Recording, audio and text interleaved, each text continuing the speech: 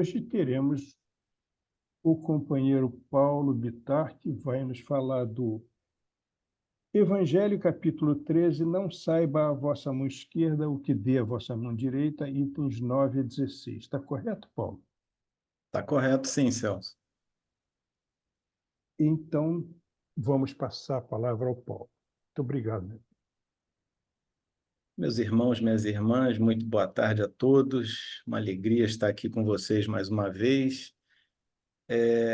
Evidentemente, esse tema, para essa audiência que eu estou vendo aqui, é chover no molhado, né? Porque vocês todos, excetuando as moças, já têm décadas de atuação, né? Tanto na caridade quanto na beneficência. As moças não, as moças têm mais ou menos uns 5 anos, mas os homens devem ter décadas já. Então, a gente faz essa ressalva antes, né? A gente vai falar do capítulo 13, já na parte de instruções dos espíritos. Na primeira parte, a caridade material, a caridade moral, e na segunda parte, a beneficência. Vocês estão vendo a tela? Estão, né? Estamos sim, Paulo, tudo certo. Beleza. Estamos sim, está perfeito. Então, começando, né, os itens 9 e 10, que tratam da caridade material e da caridade moral, não vou falar nada de novo para vocês, mas a gente traz aquilo que a espiritualidade trouxe a Kardec, e, de repente, a gente tece alguns comentários e tal, e a gente pode, com muita falta de modéstia, tentar enriquecer alguma coisa. Então, se a gente olha no dicionário o que significa caridade, a gente vê isso, né? Na primeira definição, qualidade moral e espiritual que leva aonde? Ao amor a Deus e ao próximo, né? Ou seja, a caridade já espelha esse amor, né? Tanto a Deus como ao próximo. Que, aliás, Jesus nos fala dos 2 mandamentos que contém toda a lei e todos os profetas, que são exatamente esses: amar a Deus e ao próximo. Na segunda definição, ela já fala amor ao próximo, que consiste em ajudar quem? Aquelas pessoas que estão em dificuldade, os desvalidos. Na terceira, aí está falando da caridade material, né? Ou seja, ajuda ou donativo, e aí ele chega a falar em esmola. E na quarta e última definição, ele diz compaixão em relação a alguém que se encontra em situação difícil, benevolência. Então, na verdade, quando a gente atua no sentido da caridade, a gente está tendo inicialmente o quê? Compaixão, né? Aquilo toca o nosso coração. Se a gente puder fazer uma breve analogia, né? Se for uma analogia válida, muitas vezes a gente andando aqui nas ruas de Botafogo, a gente vê aquelas pessoas que pedem dinheiro na rua. Algumas a gente já conhece, né? Porque elas estão sempre no mesmo lugar, no mesmo ponto e tal. Mas a gente vê aquelas pessoas que não estão fazendo disso uma forma de vida. Elas realmente precisam. E uma pessoa que eu vejo com, sei lá, uma vez por semana, e sempre que eu posso eu ajudo, é uma senhora que tem um filho que tem microcefalia, ou seja, ela deve ter tido Zika quando engravidou, e a criança nasceu com microcefalia. Então, ela não pede dinheiro, ela coloca um cartaz pedindo fraldas ou alimentos. É isso que ela coloca. E aquilo mexe com a gente, né? Ou seja, uma pessoa que tem um filho desvalido, que nunca vai ter solução, né? E ela luta exatamente por aquela criança. Então, quando a gente tem compaixão, aí é que começa a nossa caridade. E o primeiro item que Kardec nos traz, que é o 9, ele é trazido pela irmã Rosália em Paris, em 1860. E a irmã Rosália, ela começa nos lembrando exatamente isso, né? Amemos-nos uns aos outros e façamos aos outros o que quereríamos que eles nos fizessem, né? Ou seja, o que Jesus nos diz, né? Ela acrescenta que toda religião, toda moral estão contidas nestes 2 preceitos. No dia que a gente conseguir cumprir isso, não haverá no mundo nem mais ódios, nem mais ressentimentos, nem mais pobreza. Porque do supérfluo da mesa de cada, não diria nem de cada rico, mas da mesa de cada um, muitas pessoas em necessidade se alimentariam. Isso a gente vê também dentre os frequentadores do centro, né? Porque a gente sabe que aqueles que colaboram com a campanha do quilo, eles estão colaborando com aquelas 40 famílias que a casa atende. Então, na verdade, ali não há pessoas ricas, quer dizer, a maioria ali não é rica, a maioria é classe média, mas eles é que são os grandes mecenas dessas 40 famílias que a casa atende. E a irmã Rosália continua acrescentando. Então, quando a gente deixar o nosso invólucro terreno, o nosso corpo físico, nós vamos ter o quê? Um cortejo de espíritos agradecidos a receber-nos num plano espiritual, né? De uma forma muito mais feliz, muito mais ditosa, né? E aí a gente já tem N situações na reunião mediúnica em que um irmão vem agradecer a acolhida que ele teve na casa e que, graças a essa acolhida, ele mudou a vida dele, ele partiu para uma nova etapa, uma etapa positiva, uma etapa de desenvolvimento, uma etapa de evolução, e eles vêm muito agradecidos à casa prestarem seus testemunhos. Então, isso que a irmã Rosália fala, a gente vê ao vivo e a cores na reunião mediúnica.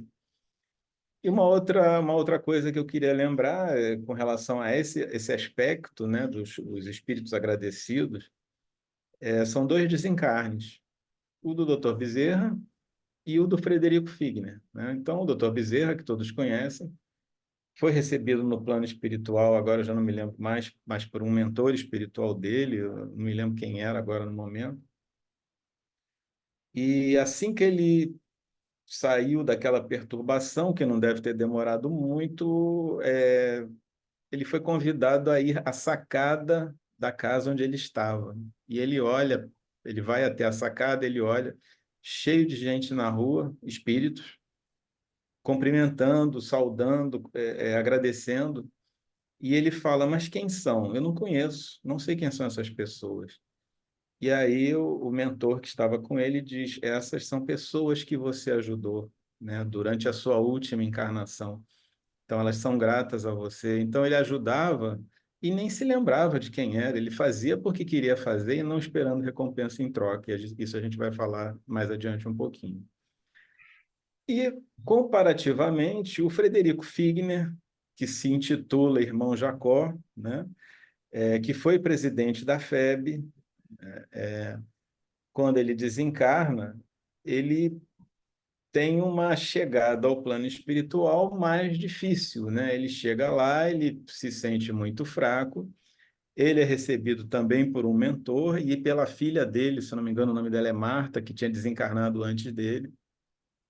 E ele, muito fraco, ele é levado até a orla marítima, né? Até a beira da praia, para ele poder sorver o ectoplasma gerado, né? Pelos animais e pelas plantas marinhas, para ele conseguir se restabelecer com mais rapidez. E depois, ao longo do livro, agora o nome do livro me fugiu, não é Caminho da Luz, agora eu estou na dúvida. Voltei, Oi? voltei, Voltei, voltei. voltei, obrigado. Ele começa a notar o seguinte, os mentores têm luz própria, né? Luz perispiritual própria, e ele não tinha luz nenhuma. E ele foi presidente da FEB, né? Então, ele ficava assim, meu Deus, né? Eu não, nem nada, né? Nem um foguinho, nada, né? E aí vocês, né, quem estiver interessado, é um livro muito bonito, leia o livro e vai ver como termina o livro, né? Não vou dar spoiler, mas é muito legal a gente perceber que o que conta, né, para o plano espiritual é exatamente para a espiritualidade, para Deus, o que conta foi o que o Dr. Bezerra fez, ou seja, ele não tinha nenhum interesse naquela caridade que ele fazia, ele nem se lembrava das pessoas, ele fazia porque queria fazer, não esperava nada em troca. Bom, a irmã Rosália continua, ela dá um testemunho. Se vocês pudessem saber da alegria que eu experimentei ao encontrar no plano espiritual aqueles a quem na última existência eu pude servir, né? Então ela fala da grande alegria que ela teve em relação a eles. E diz, né, dá um conselho, se a gente repelir uma pessoa que a gente considera infeliz, né, a gente pode estar afastando de nós alguém que é muito caro a nós, alguma pessoa que esteve próxima a nós no passado. Isso ela fala mais de uma vez, inclusive. E aí ela termina, né? Qual o desespero que a gente não vai sentir se a gente perceber isso no plano espiritual, que a gente virou as costas para uma pessoa que foi nossa amiga no passado. Ela faz uma distinção, né? Ela fala assim, olha, vejam bem o que é a caridade moral. Caridade moral, todos podem praticar, não custa nada, né, em termos materiais. Mas, paradoxalmente, a caridade moral é a mais difícil de todas. Por quê? Porque consiste da gente se suportar uns aos outros, né? Isso é o mais difícil para a gente no momento. Às vezes a gente tem aquela trava, né? Aquele ranço, né? E é uma coisa difícil mesmo. Então ela diz, olha, a gente pode fazer a caridade de graça, né? Mas essa caridade é difícil por conta das nossas ainda inferioridades. E ela acrescenta ainda dois conceitos que eu achei interessantes, né? Grande mérito há em se calar, deixando que outro mais tolo fale. Este é um gênero de caridade, né? Então, se tem um tolo falando, deixa ele falar porque você está sendo caridoso. E outra coisa é saber ser surdo quando alguém que está acostumado à zombaria te profere uma palavra zombeteira, né? Isso também é outro gênero de caridade. Não dar atenção aos maus hábitos ou ao mau proceder de outra pessoa é caridade moral, né? Ou seja, não tô dizendo fazer de conta que nada aconteceu se aquilo atingir mais de uma pessoa, né? Aí é outra situação. Mas se há algo entre você e outra pessoa e você deixar para lá, isso é caridade moral. A caridade moral não é antagônica à caridade material, né? Elas podem acontecer juntas ou podem acontecer separadamente, mas uma não impede que a outra aconteça ou que as duas aconteçam juntas. Ela volta a repetir, né? Não vamos repelir uma pessoa em situação difícil, porque pode ser um irmão nosso do passado que está numa situação inferior à que nós estamos no momento. E aí ela faz uma confissão até bastante surpreendente, né? Ela fala que encontrou no plano espiritual um dos pobres da terra, né? A quem por felicidade ela pôde auxiliar algumas vezes e que naquele momento, naquela hora, ela tinha que implorar auxílio. Então vocês vejam, né? Parece aquela história do rico, né? Que morre e vê que o pobre lá, o Lázaro, que era mais pobre que ele, estava junto a Deus, e ele pede a Deus para que Lázaro molhe a ponta do dedo na água para ele, que ele tinha muita sede. Então, olha só, a pessoa que estava em má situação na parte material, quando ela volta ao plano espiritual, ela tinha que implorar auxílio. Olha a dureza dessa frase, a realidade dessa frase, né? E termina dizendo: lembrai-vos de Jesus, pensai sempre nele, antes de repelirdes o doente ou o mendigo. Gente, Jesus, ele conversava com todo mundo, ele falava com todo mundo, desde os hipócritas, né, que eram os fariseus, né, os saduceus, aos pagãos, ele conversava com os pagãos, conversava com o povo de uma maneira geral, conversava até mesmo com os romanos, né? Aqueles que o procuravam, ele estava aberto a conversar, ele estava aberto a ajudar. Evidentemente, ele criticava as condutas exteriores, né? Ou seja, é, hábitos externos, né? Ou seja, só fazer de conta, né? Ou seja, por fora bela viola, né? Por dentro pão bolorento. Quer dizer, não, ele criticava, ele dizia, olha, o olheiro sabe, o olheiro fez o vaso, ele sabe o que tem fora, ele sabe o que tem dentro. Então vamos cuidar do que tem dentro, né? Era isso que Jesus falava.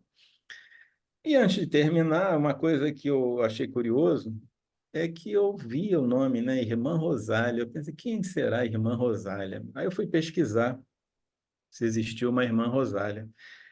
E como é bom nesse ponto a gente estudar para fazer o estudo, né? eu descobri que em Paris tem uma casa que tem essa plaquinha colada na parede da casa, que foi onde ela morou, a irmã Rosália. Então tá lá, né, o meu francês torto, né, eu vou tentar traduzir para vocês. No número 5 da rua Lepée de Bois, viveu e morreu a irmã Rosalie Rendu. Rosalie, irmã Rosália. É cognominada Filha da Caridade, e ela viveu nesse período aí, 1786 a 1856, e está escrito: para responder às múltiplas necessidades que ela percebia no bairro Mouffetard, deve ser um bairro de Paris, né? Ela abriu sucessivamente um dispensário é uma espécie de pronto-socorro, né, para primeiros socorros, uma escola, um orfanato, uma creche, um mecenato, ou seja, se a pessoa tivesse dinheiro e quisesse dar dinheiro para que ela implementasse as obras, ela fazia, e uma casa para os idosos sem recursos. E a irmã Rosália, ou a irmã Rosalie, ela foi beatificada em novembro de 2003 pelo Papa João Paulo II. E esse aqui suponho que seja um daguerreótipo da irmã Rosália, né? Ou seja, ela efetivamente existiu, e poucos anos depois do desencarne, ela vai a Kardec, ela faz parte do grupo do Espírito de Verdade, e ela é um dos que colaboram com a formação com a confecção do Evangelho segundo o Espiritismo, né? Achei super interessante isso. Bom, gente, continuando então, agora o item 10, que é trazido por um espírito protetor em Lyon, 1860. Como vocês todos sabem, não tem problema nenhum o espírito não querer declarar o nome, né? Kardec já nos fala isso muitas e muitas vezes. Basta que a gente avalie se aquilo que está sendo trazido por ele, os conceitos que estão sendo trazidos por eles são superiores, se são nobres, né? Se são dignos. Então, a gente sabe como é a gradação do espírito exatamente por aquilo que ele externa. E ele começa nos dizendo que muitas pessoas perguntavam para ele: como posso fazer caridade se muitas vezes nem mesmo do necessário eu disponho? E ele responde: a caridade se faz de mil maneiras, mas basicamente por três meios: pensamentos, por palavras e por ações. Por pensamentos, o maior de todos, né, gente? A prece, né? Ou seja, a prece que a gente faz com o coração alivia todos aqueles a quem essa prece é dirigida. A gente se lembra daquela passagem, aliás, quem já me falou isso mais de uma vez foi a Tânia, né? É uma situação que Divaldo viveu, em que ele viu uma notícia de um homem, né, que se suicidou no trilho do trem, né?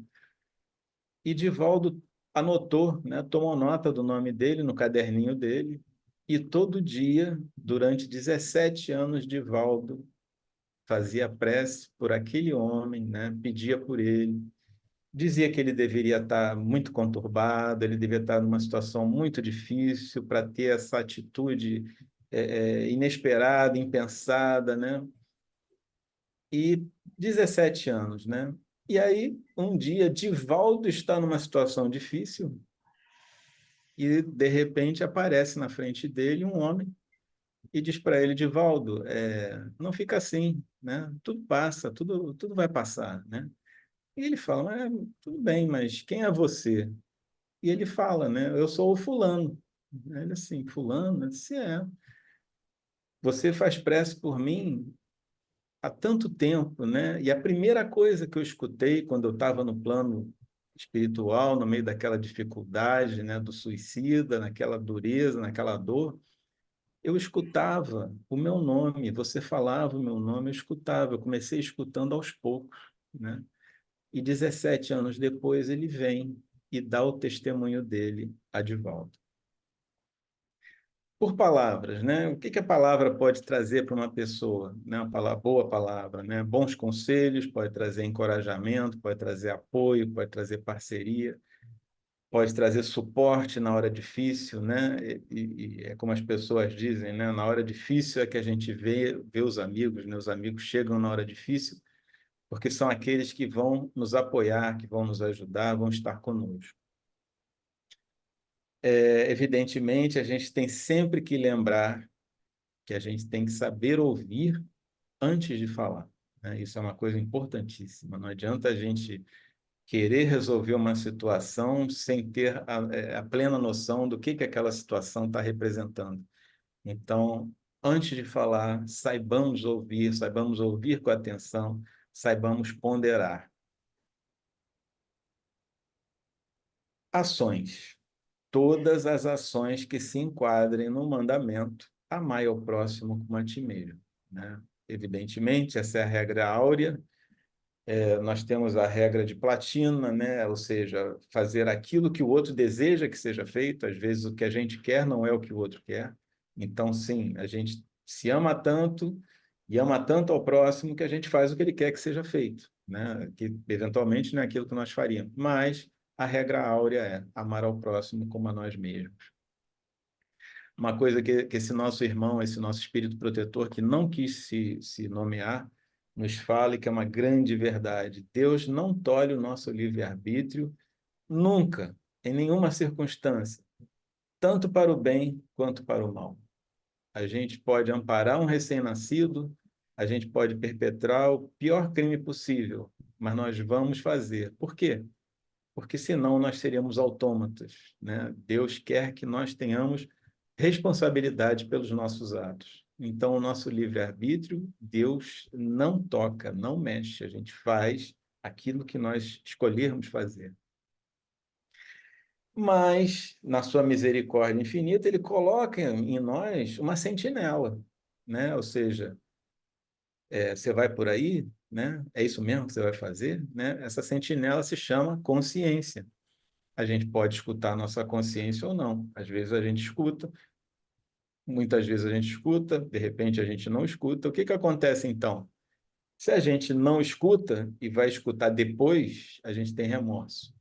Se a gente escuta antes e cumpre aquilo que a nossa consciência fala, a gente se sente muito bem. Aliás, eu acho que não tem nada melhor no mundo do que a gente viver de acordo com a nossa consciência. E ele relembra, né? Amai-vos uns aos outros. Sempre lembra, amai-vos uns aos outros. E aí a gente passa para a segunda parte, que é a beneficência, que são os itens 11 a 16, também parte da instrução dos espíritos. E no dicionário, o que é beneficência, né? O que o dicionário nos fala? Ação de fazer o bem, virtude ou prática de fazer o bem, de beneficiar o próximo, filantropia, ou inclinação para o bem, bem fazer. Então, a gente já pode observar que a beneficência, ela não é uma virtude estática, ela é uma virtude dinâmica. Ela só acontece quando a gente faz. Então, quando a gente compra o nosso quilinho a mais, leva para casa espírita, né? Deposita lá no carrinho, que uma daquelas famílias vai ser beneficiada, a gente está colocando em ação. Quando a gente vai em favor do próximo, quando a gente atua em favor do próximo, nós estamos sendo benévolos, porque nós estamos praticando, nós estamos agindo. Beneficência é ação, inicialmente e sempre é ação.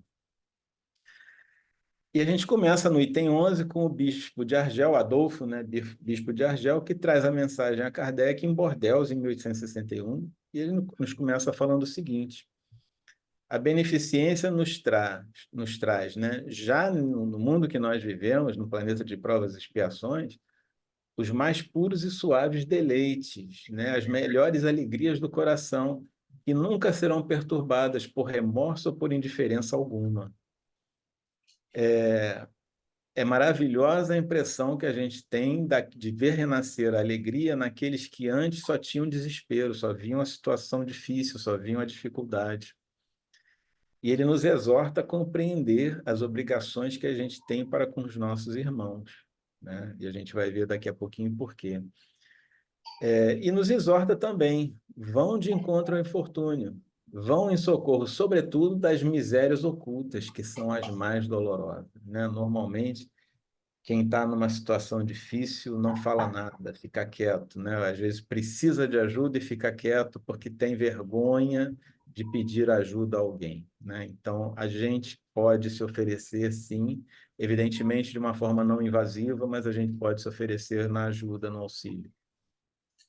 E ele lembra a frase de Jesus, né? Tudo que fizerdes a um destes mais pequeninos de meus irmãos, é a mim mesmo que o fazeis. Então, Jesus nos diz isso, né? Ou seja, aqueles que estão em dificuldades, a gente pode ajudar, a gente pode auxiliar da forma que nós conseguirmos, ou moralmente, ou materialmente, ou ambos. E ele continua: caridade é uma palavra sublime que sintetiza todas as virtudes e que há de nos conduzir à felicidade. E ele faz uma confissão.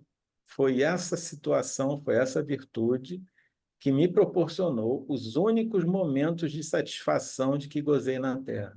Então, foi quando ele pôde fazer a beneficência, a caridade, é que ele teve momentos de satisfação. Esses foram os momentos dele. E ele diz: é na caridade que deveis procurar a paz do coração, felicidade da alma, o remédio para as aflições da vida. É muito comum, é muito normal, quando a gente vai numa visita fraterna, a gente vai com o coração apertado, né? A gente vai, meu Deus, o que que eu vou ver, né? O que que eu vou encontrar? Que dificuldades eu vou encontrar? E a gente sai da visita fraterna, parece que a gente está pisando em nuvens, né? Parece que, caramba, que coisa, né? Eu pude ajudar de alguma forma, eu pude fazer alguma coisa, eu pude trazer um pouco de felicidade para alguém, mesmo que fosse por minutos, né? Eu trouxe um pouco de felicidade para alguém. E é isso que o nosso bispo de Argel, o Adolfo, está nos falando. E ele disse, às vezes a gente fica tão irritado que a gente chega a chegar no ponto de querer acusar a Deus de alguma coisa. E ele diz, olha para baixo, veja quantas misérias, veja quantas crianças pobres sem família, quantos idosos que não tem nenhuma mão amiga que os ampare. E a gente pensa, poxa, será que isso é possível, né? E eu queria, se vocês me permitirem, trazer um exemplo da minha filha que mora na Alemanha, que conheceu um senhorzinho, um alemão, né? Um alemão senhorzinho, que vivenciou inclusive a Segunda Guerra Mundial. Ele não tinha família, já era bem idoso, e minha filha, uma vez por semana, ia na casa dele para conversar com ele, levava chá para ele, ele gostava de chá. Eu esqueci o nome dele, eu tenho guardado em algum lugar. E aqueles momentos, depois ela me falava, a felicidade que ela sentia dele conversar com ela, porque aí ele tinha alguém para conversar, né? E dela conversar com ele também. Então, a gente vê quantas pessoas, até mesmo no mundo, num país evoluído, né? Num país rico, que passam por essa situação, pessoas que precisam de um amigo, de uma pessoa para conversar. A gente vê em qualquer mundo, em qualquer lugar, em qualquer país. E o nosso bispo de Argel, o nosso Adolfo, ele relembra, né? Não vos queixeis, pelo contrário, vamos agradecer a Deus e espalhar a nossa simpatia, o nosso amor da maior forma, da melhor forma que a gente puder, até mesmo o nosso dinheiro, se a gente tiver, por todos aqueles que, deserdados, não só dos bens, mas dos contatos desse mundo, perdem suas forças na dor e no isolamento. Esse aí é um croquis, né, do bispo de Argel, do Adolfo, bispo de Argel. No item 12, quem nos fala é São Vicente de Paulo, em Paris, 1858. E ele já chega dando uma definição bastante precisa, né? Ele diz, olha, sejam bons e caridosos, pois essa é a chave dos céus. Você quer ir para o céu? Seja bom e caridoso. E ele diz, toda felicidade se contém neste preceito, amai-vos uns aos outros. A gente não se eleva às altas regiões espirituais senão pelo devotamento ao próximo, senão pela ajuda ao próximo. Ao ampararmos os nossos irmãos, na verdade, nós estamos deixando de lado o que é aquilo que nos acompanha há milênios, o egoísmo. Quando a gente cumprir essa finalidade, quando a gente se a gente se introjetar dessa ação, dessa forma de viver, a gente vai estar abrindo o nosso caminho da felicidade eterna. E ele diz, não nos faltam os exemplos, rara é boa vontade. E aí ele fala, a nossa história guarda a piedosa lembrança de uma multidão de homens de bem. Então a gente vê todos os profetas, né, todos os missionários do Cristo, né, as pessoas mesmo que a gente conhece durante a vida, que foram pessoas boas, pessoas que fazem o bem. Então, muitos são desconhecidos, alguns conhecidos, os profetas, os filósofos e tudo. O próprio Cristo veio em pessoa, né? Jesus não precisava mais reencarnar, ele fez questão de vir em pessoa para nos acelerar o desenvolvimento. E ao longo da nossa vida, a gente conhece gente que é do bem, que faz o bem porque nasceu para fazer o bem. Então, a gente conhece essa história, a gente conhece essa multidão de pessoas de bem. Ele nos fala, né? Leiam as páginas cintilantes do devotamento de Jesus e meditai. O que é isso? É ler o Evangelho de Jesus e, cada vez mais, né? Se conscientizar do Evangelho de Jesus, conscientizar no sentido de viver o Evangelho de Jesus. É isso que o São Vicente está nos falando. Nos fala que a caridade é uma virtude fundamental e nos diz o seguinte: sem a caridade não existem as outras virtudes. Então, primeiro a gente tem que ter caridade, primeiro a gente tem que ter compaixão para que o nosso coração possa atuar. Aí vem todas as outras virtudes a reboque. Ela é em todos os mundos a âncora de salvação. Por quê? Porque é a emanação do próprio Deus, do próprio Criador, é a sua própria a virtude do próprio Criador, dada por ele a nós. Como é que a gente pode virar as costas para essa bondade suprema? E ele faz uma espécie de uma revisão da vida dele, né? Porque ele estabeleceu múltiplas instituições de caridade, e ele diz textualmente: não ouso falar do que fiz, porque também os espíritos têm o pudor de suas obras. Considero, porém, a que iniciei como uma das que mais hão de contribuir para o alívio dos nossos semelhantes. Então, olha só, ele tem vergonha de falar, mas ele diz: olha, mas eu acho que se levarem direito, se fizerem direito, vai ser bacana para as pessoas que virão depois. E aí ele se dirige diretamente a essas pessoas. E ele nos diz: vejo com frequência os espíritos pedirem lhes seja dado por missão continuar a minha tarefa. Vejo-os no piedoso e divino ministério.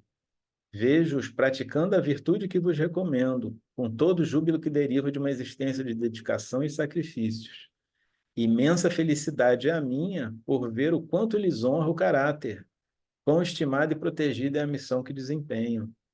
Sede unidos, amai-vos uns aos outros, segundo os preceitos do Cristo. Então, o próprio São Vicente de Paulo reconhece, é reconhecido, aqueles que continuaram a obra dele, das instituições dele de auxílio, de caridade.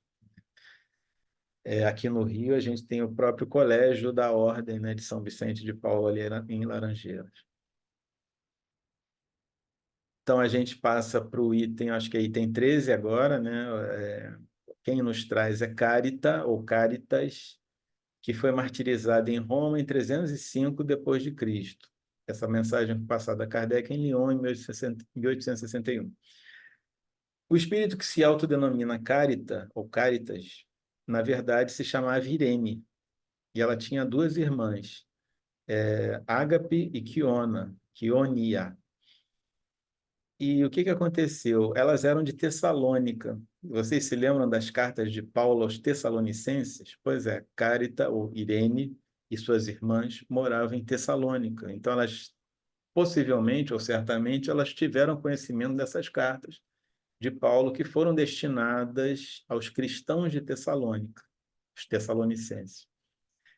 E elas se converteram ao cristianismo. Só que em 305, o imperador romano era Diocleciano, e ele moveu uma cruzada feroz contra os cristãos daquela época, até mesmo fora de Roma, que era o caso delas, e elas foram presas.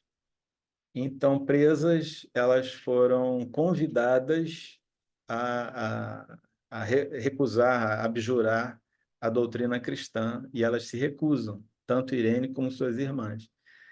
As irmãs, que são Ágape e Quionia, foram degoladas na frente de Irene.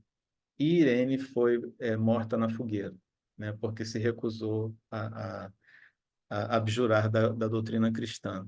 E Cáritas vem, então, a Kardec e fala e diz, meu nome é Cáritas, né? Ela diz, chamam-me caridade, siga o caminho principal que conduz a Deus. Acompanhai-me, pois conheço a meta a que deveis todos visar, ou seja, eu conheço o objetivo que vocês devem procurar. E ela diz, quantas mães pobres, quantas crianças famintas, quantos idosos sem emprego e sem abrigo. E envergonhados, eles que nunca mendigaram, imploravam a piedade dos transeuntes. E ela diz, eu que nada tenho, me fiz mendiga para eles, ou seja, em benefício deles, e vou por toda parte, estimular a beneficência, inspirar bons pensamentos aos corações generosos e compassivos. Não digo o que deveis fazer. Se lembra do livre-arbítrio? Deixo aos vossos bons corações a iniciativa, segundo a iniciativa de cada um. Se eu vos ditasse o proceder, nenhum mérito vocês teriam, ou seja, o mérito é pessoal de cada um. Digo-vos apenas, sou a caridade e vos estendo as mãos pelos vossos irmãos que sofrem. Mas se peço, também dou e muito. Vou convidar a todos para um grande banquete, vou dar a árvore onde todos serão saciados. Vejam como essa árvore é bela, como ela está carregada de flores e frutos. Podem colher todos os frutos dessa árvore, e essa árvore se chama beneficência. E no lugar dos ramos que vocês tirarem, eu vou amarrar todas as boas ações que vocês praticaram. E essa árvore será levada a Deus, que vai carregá-la de novo. Porque a beneficência, ela não se extingue, ela é inexaurível. Bonita a mensagem, né? A mensagem, como ela fez a analogia. E ela nos diz, finalizando esse item 13, nada temais, eu vos conduzirei pelo caminho da salvação, porque sou a caridade. E essa é uma representação gráfica de Irene, né? Evidentemente, a gente não tem a noção de como era Irene no século 300, no ano 305. Tá? O item seguinte também é de Caritas, ou também é de Caritas, né? A nossa Irene. Ela já começa a especificar.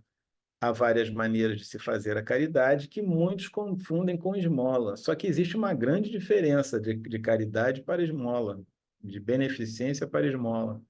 E ela diz, a esmola é útil algumas vezes, porque é o alívio, né? A pessoa está na dificuldade braba, então aquilo é um alívio para a pessoa. Mas é quase sempre humilhante, tanto para aquele que dá, como para aquele que recebe. Já a caridade não, ela liga o benfeitor ao beneficiado e ela se disfarça de muitas maneiras. Pode-se ser caridoso com todos, inclusive com parentes e amigos, sendo indulgentes um para com os outros, ou seja, perdoando-se uns aos outros, cuidando de não ferir o amor próprio de ninguém. E ela nos diz, né? Vocês espíritas podem ser caridosos na maneira de proceder para com aqueles que não pensam como vocês, né? Que são a maioria, né? Católicos, evangélicos, budistas, hinduístas, ateus.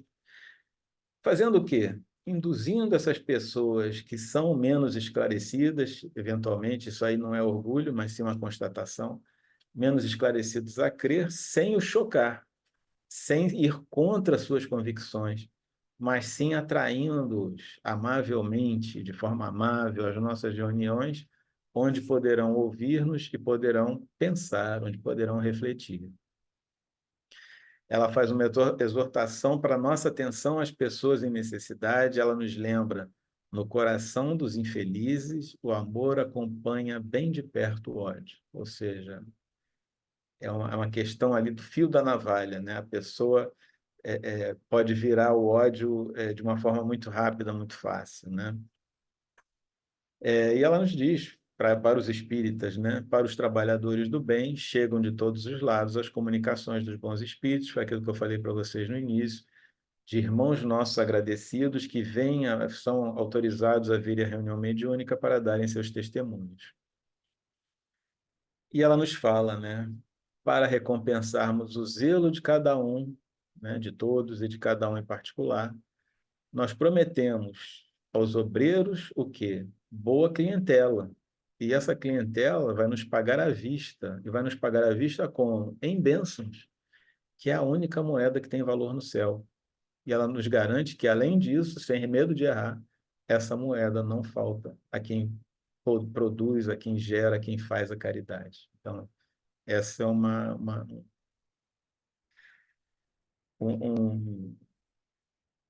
oh, meu Deus, a palavra fugiu agora. É um incentivo de Caritas, né? Para que nós trabalhemos sempre na caridade. Como eu disse no início, estou chovendo no molhado para pessoas que já fazem isso há décadas. O 15º item, se eu não contei errado, também é de um outro espírito protetor, em Lyon, 1061. Tem problema ele não dizer o nome? Não, não tem problema nenhum. O que interessa são os conceitos que ele nos traz. E ele diz, né? As pessoas vêm, falam para ele, sou pobre, não posso fazer a caridade. E aí ele constata, e todos os dias vejo que faltais com indulgência aos votos semelhantes. A gente não perdoa nada e se arvora em juízes, muitas vezes severos, para os nossos semelhantes. E ele diz, aqueles que podem fazer a caridade, praticando a indulgência, ou seja, sendo suaves, sendo serenos, fazei assim e fazei muito, fazei de muitas formas, o máximo possível.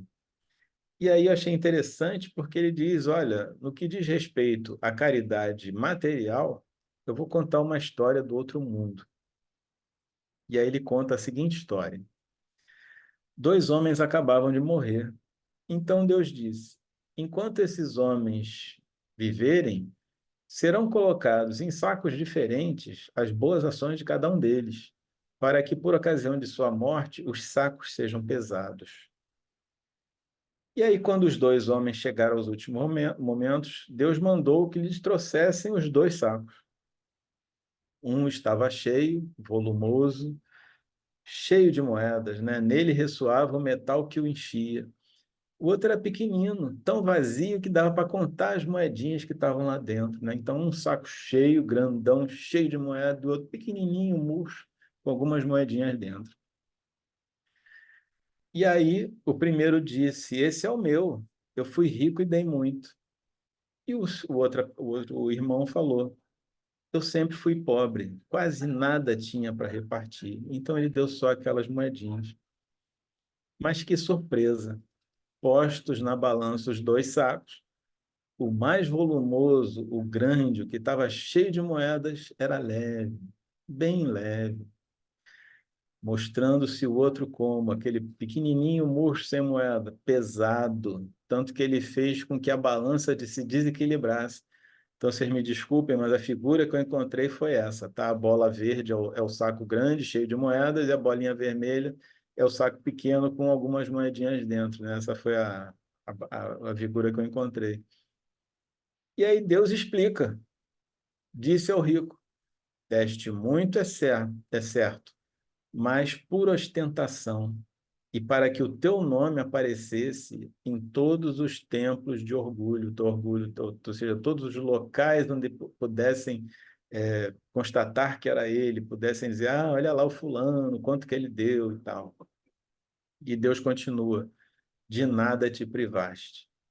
Vai para a esquerda e fica satisfeito com as tuas esmolas serem contadas por qualquer coisa. E aí ele se dirige ao pobre, deste pouco, mas cada uma das moedas que estão nesta balança representam uma privação que te impuseste. Não deste esmolas, mas praticaste a caridade. E o que vale muito mais, a caridade natural, sem cogitar de que te fosse levado em conta. Você foi indulgente. Você não foi juiz do teu semelhante, pelo contrário, todas as suas ações você relevou. Passa à direita e vai receber a tua recompensa. E o nosso irmão, quer dizer, agora sim, agora mudou, né? Desculpa, gente. Peraí, hoje eu estava no João, não, estava no Espírito Protetor. Agora, então, a gente vai para o item 16, que é o último, desculpem, que é um espírito que só se denomina João, e ele nos fala o seguinte, ele começa questionando, a pessoa rica que não precisa empregar o tempo nos trabalhos de casa, não poderá consagrar algumas horas a trabalhos úteis aos seus semelhantes? E ele mesmo responde, compre com que lhe sobrar dos prazeres agasalhos para o pobre que tirita de frio. Trabalhar para os pobres é trabalhar na vinha do Senhor. O pobre operário que não tem bens supérfluos, mas que tem amor aos seus irmãos, também pode dar um pouco do que conta, que é algumas horas do próprio dia, do próprio tempo, que é o único tesouro que ele possui. Ele pode vender o produto de algum serão dele e, igualmente, oferecer aos irmãos alguma parte de auxílio. Ele se dirige àqueles que fazem votos a Deus, ou seja, os religiosos, e diz também: trabalhai também na sua obra, mas que os vossos trabalhos não sejam unicamente para adornar vossas capelas, para chamar a atenção sobre vossa habilidade e paciência. Isso porque o nosso irmão João não viu o que acontece hoje com determinadas igrejas que, pelo amor de Deus, né, os pastores são ricos e os fiéis são pessoas pobres e continuam pobres, né? E ele diz: trabalhai e que o produto de vossas obras se destine a socorrer os vossos irmãos em Deus. Então, a gente vê exatamente essa incongruência, essa hipocrisia em determinadas seitas, e nada disso acontece. Então ele diz: sejam a providência. Aos pássaros do céu, Deus dá o alimento, né? Na verdade, nós é que somos os que podem ajudar essas pessoas que estão em grande necessidade. Todos nós que podemos produzir, podemos dar. Seja o nosso conhecimento, seja a nossa inspiração, seja o nosso coração, e Deus nos abençoará.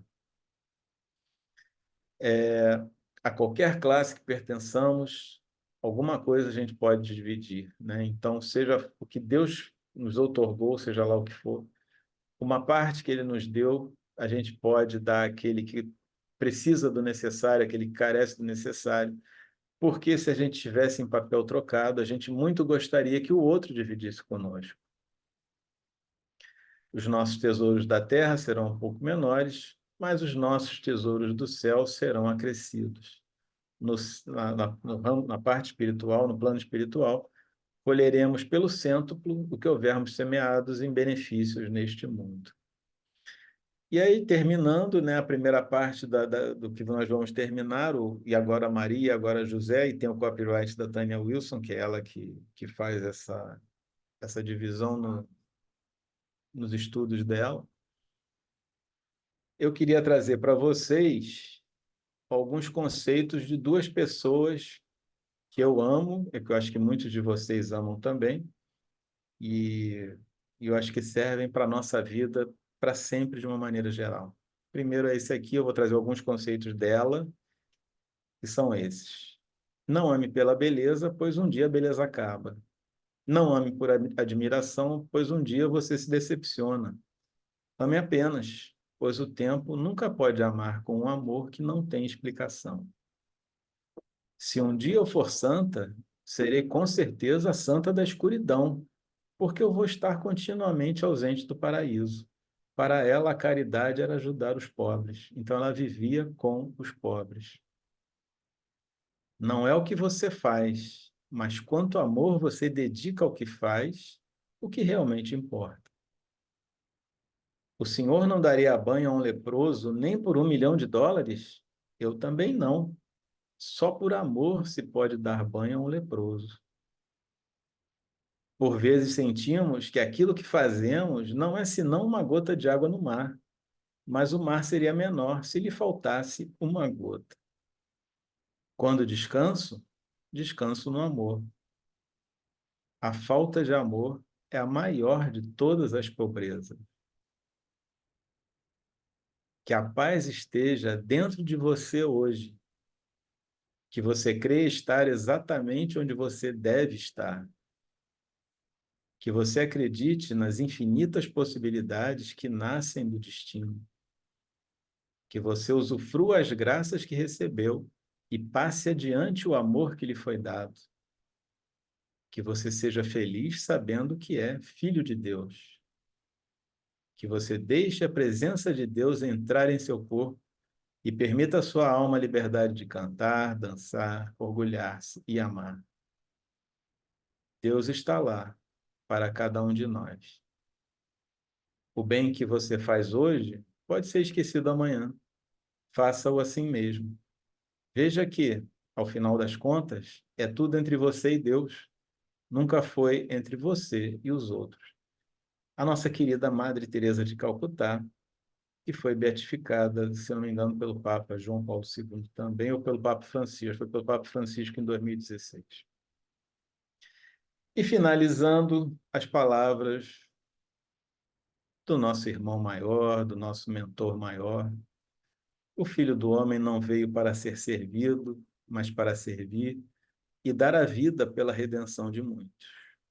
Nosso doce e amado Mestre Jesus. Meus irmãos, era isso que eu tinha para trazer para vocês. Desejo a todos um excelente final de domingo. Que a paz do Cristo possa continuar sempre em nossos corações.